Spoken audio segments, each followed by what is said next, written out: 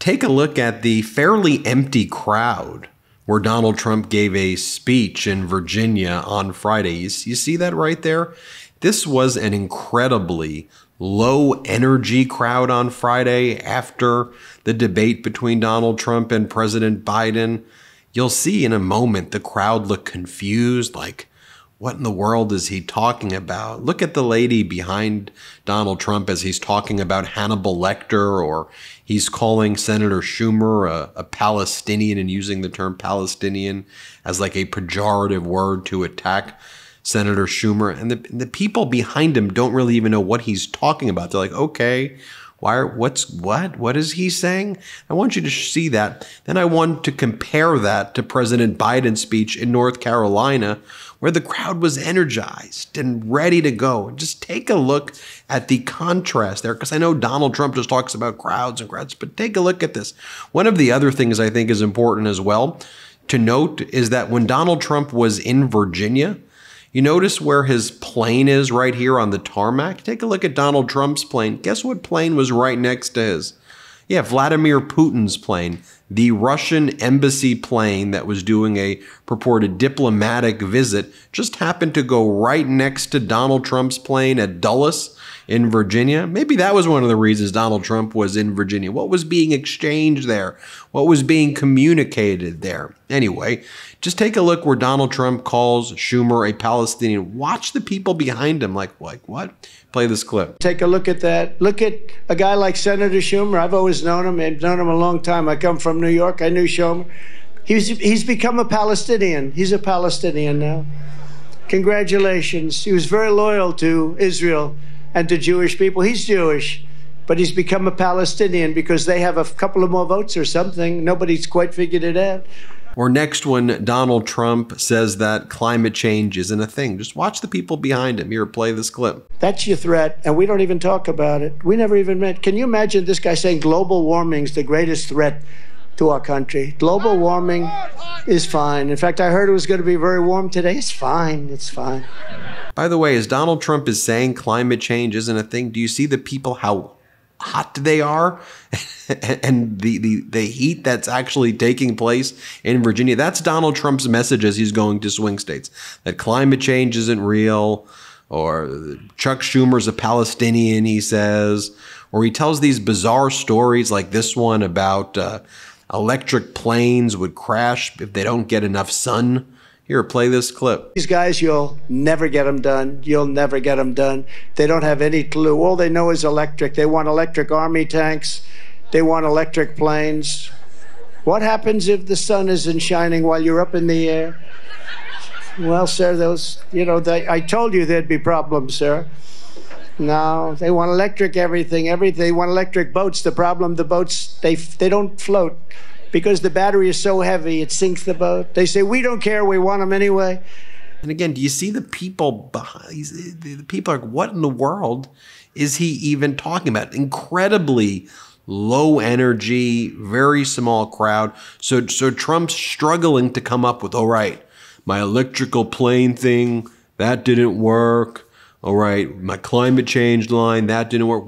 What can I go with? How do I get the crowd? Let me tell my Hannibal Lecter story. Here, play this clip. Silence of the Lamb. The press always says, why does he ramble about Silence of the Lamb, the late, great Hannibal Lecter. He'd like to have you over for dinner. Did you ever? Don't do it. If he suggests, I'd like to have you for dinner, don't go. But these are the people that are coming into our country. And again, you see the crowd there, like, what are you talking about? So then he tells his story about how he despises the leader of the Republican Freedom Caucus, a guy named Bob Good, because Bob Good initially supported DeSantis. And so this was a story that Donald Trump told. And again, the crowd's like, okay, you don't like Bob Good because he didn't like you. Like, are you going to talk about issues for like the people? Are you going to talk about anything about we the people? Here, play this clip. Bob Good, I won't mention his name. And Bob Good was terrible to me for 3 years. And I used to say, who is this guy? And then for the last 6 months, he was great. But I couldn't forget the 3 years, so I had to make a decision. And we had a man named John McGuire, who was a Navy SEAL. And you know, I know a lot of tough guys, and they wanted to be Navy SEALs. It was their dream to be a Navy SEAL. That's all they thought about. And in many cases, like sons of friends of mine, they want to be a Navy SEAL. They couldn't get there. It's a very tough thing to do. It's really tough. Guys that the perfect physical specimens, everything great, and they couldn't do it. They couldn't do it. And this guy is a full-fledged Navy SEAL at the highest level. And he beat an opponent who was a leader, a big leader in the House, Republican leader. And Bob McGuire, you're going to have a great race. You're going to win, and you are a hero. Thank you very much. That was amazing. That was amazing. It was an honor to endorse him. You know, he started off, not a lot of people knew him. I endorsed him, and he went up 27 points. And he ended up winning by, like, doesn't matter, a few hundred votes. We'll take it. Doesn't matter. 2 votes is okay, too. What a great campaign you ran. Congratulations. He's a Navy SEAL. And Donald Trump tells them, no, we don't need your votes. We don't need your votes at all. Here, watch this. Because we don't need votes. We need protection of the votes once they're cast. Because these people will do anything to stay in power. Then Donald Trump attacks General Kelly, his chief of staff. General Kane, right? Raisin Kane. You know that story, Raisin Kane. He was great, great general, real general, not a television. We have a lot of television generals. They're no good. Like Milley. How about Milley? We had some, like the dumbest of them all, General Kelly. He didn't know. He was lost in the White House. That poor guy didn't know what the hell was happening. He was like a lost, we used to call him a lost soul. Living in a city, I recently learned that indoor air pollution can be up to 5 times higher than outside. This was a real eye-opener for me. Then I discovered NeoPX, a 100% nature-based, bioengineered air purifier designed by PhD scientists. As someone who prioritizes health through diet and exercise, I realized that I needed to care about the air that I breathe daily too. NeoPX tackles harmful air pollutants called VOCs, which come from everyday items like furniture and cleaning products. The secret lies in pollutant-eating bacteria powered by power drops. Just mix the formula with water and add it to your plant monthly to activate air purification. NeoPX purifies the air as effectively as 30 regular houseplants. Plus, it's eco-friendly, requiring no electricity, and coming with a self-watering, biodegradable planter. The benefits are noticeable. 87% of customers feel a difference within a week. NeoPX lets you fight air pollution with nature. When you purchase NeoPX, you get 6 power drop pouches, and to celebrate the launch, Neoplants is offering a 7th pouch free. That's an extra month of pure air.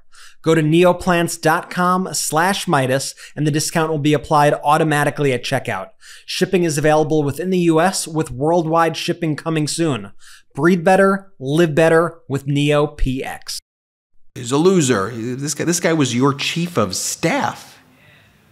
He was your #1 person. He was your chief of staff. And he's a respected military general. Here, play this clip. The first time ever, Kelly sets the record straight with on-the-record confirmation of a number of damning details about Donald Trump from background sources, including from a 2020 Atlantic story reported with unnamed sources by editor-in-chief Jeffrey Goldberg, including the stunning detail that Trump turned to Kelly on Memorial Day at Arlington National Cemetery in 2017 and asked, "I don't get it.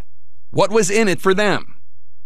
This is Kelly confirming on the record stories of Trump insulting Senator John McCain and former President George H.W. Bush because in Vietnam and in World War II, respectively, the former aviators were shot down. Kelly describes Trump as, quote, "a person that thinks those who defend their country in uniform or are shot down or seriously wounded in combat or spend years being tortured as POWs are all, quote, suckers because, quote, there is nothing in it for them.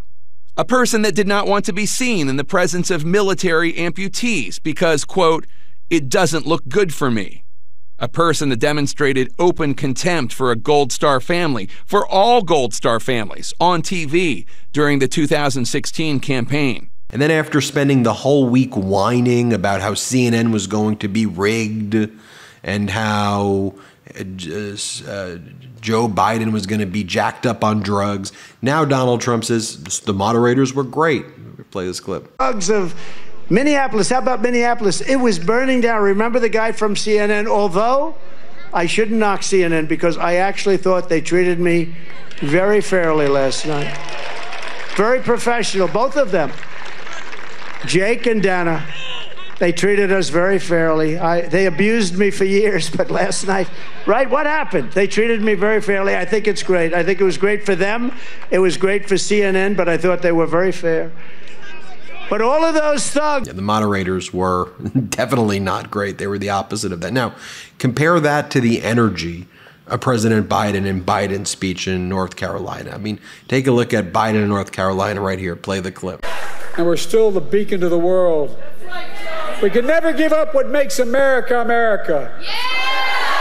Donald Trump is motivated by revenge and retribution. Well, revenge and retribution never built a damn thing.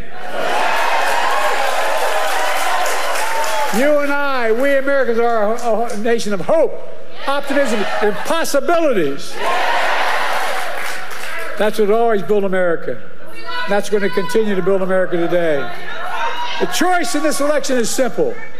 Donald Trump will destroy our democracy. I will defend it.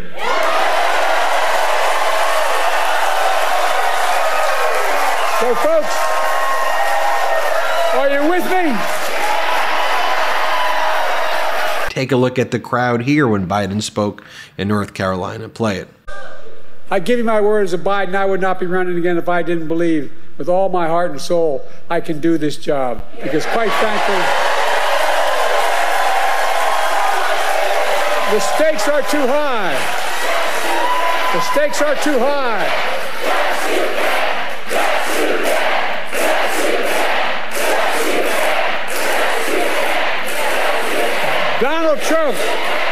Donald Trump is a genuine threat to this nation. He's a threat to our freedom. He's a threat to our democracy. He's literally a threat for everything America stands for. Look. Let me show you this one other clip of Biden in North Carolina. Let's play it. Close with this. I know I'm not a young man. State the obvious. Well, I know.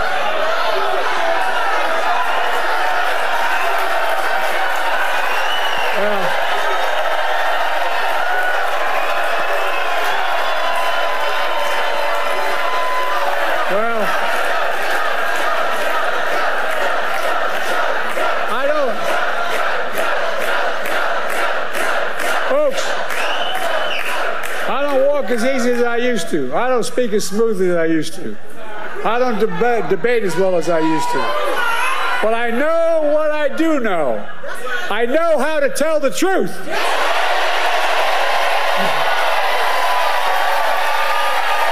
I know right from wrong. And I know how to do this job. I know how to get things done. And I know, like millions of Americans know, when you get knocked down, you get back up.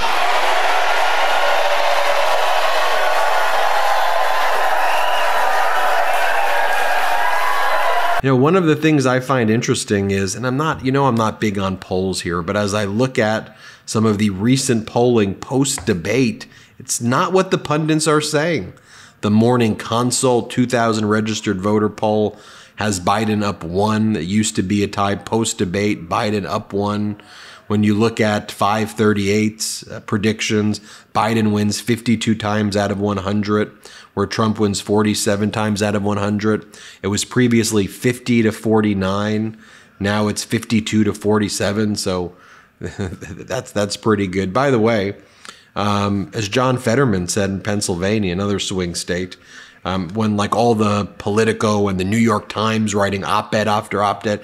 Notice New York Times won't write an op-ed. Donald Trump's found liable for sexual assault, convicted of felonies. New York Times silent. They don't even make it a major part of their coverage. President Biden, not a good debate. He needs to get out. It's just ridiculous. But look, John Fetterman goes, I refuse to join the Democratic vultures on Biden's shoulder after the debate. No one knows more than me that a rough debate is not the sum total of the person and their record. Morning after thermonuclear beatdowns from my race from the debate and polling, geniuses like 538 predicted I'd lose by 2. And what happened? The only seat to flip, and we won by a historic +5 margin. As Mike Madrid, who's got the pulse of the Latino voting community, basically says, when it comes to Donald Trump, it sounds like post-debate what a lot of these polls, especially ones of undecided Latino voters, are saying. Sounds like Trump's about to get his ass kicked for the 3rd time with Latino voters. And in the Univision undecided voter pool after Donald Trump's speech, overwhelmingly Latinos were saying that they were going in favor of Biden after watching that as well. So just wanted to share those data points with you. And also take a look at the crowds behind Donald Trump. Let me know what you think. Hit subscribe. Let's get to 3 million together. Thanks for watching. Love this video? Make sure you stay up to date on the latest breaking news and all things Midas by signing up to the MeidasTouch newsletter at MeidasTouch.com/newsletter.